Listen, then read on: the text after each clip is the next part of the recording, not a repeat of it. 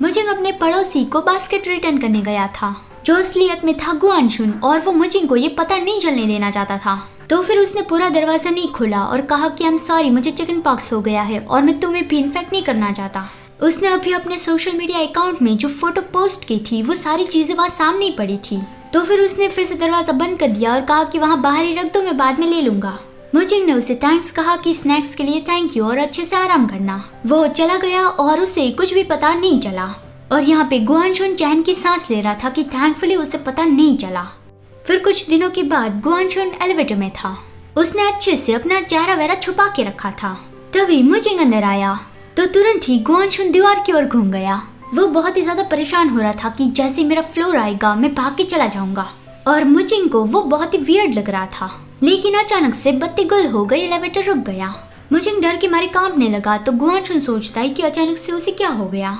और उससे डॉक्टर यीहेंग की कही हुई बात याद आई कि मुजिंग आग में फंसा हुआ था, तो फिर हॉस्पिटल से बाहर जाने के बाद भी उसे क्लॉस्ट्रोफोबिया हो सकता है। तो फिर गुआनशुन ने उसे गले लगाया और उसे कंफर्ट देने की कोशिश की कि सब कुछ ठीक है, तुम्हें कुछ भी नहीं होगा, मैं यहाँ पे तुम्हारे साथ ही हूँ, डरो मत, मैं तुम्हें जल्दी यहाँ से बाहर ले जाऊंगा। थोड़ी देर बाद लाइट वापस आ गई तो गुआनशुन ने फिर से अपना मुंह दीवार की ओर कर लिया। मुजिंग डर गया था और इस तरह से बिहेव करने लगा था, तो उसके लिए उसने सॉरी कहा।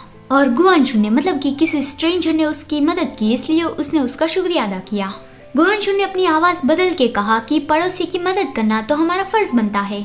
फिर जैसे उसका फ्लोर आया वो भाग के चला गया, लेकिन उसके पास से एक टेडी बेयर वाला कीचेन नीचे गिर गया। मुजिंग ने देख लिया कि ये तो वही नया पड़ोसी है जिसने मुझे गिफ्ट दिया था। शायद वो बीमार है तो वो मुझे भी इन्फेक्ट नहीं करना चाहता था, इसलिए वो भाग के चला गया। और वो तो काफी ज्यादा शाय लगता है।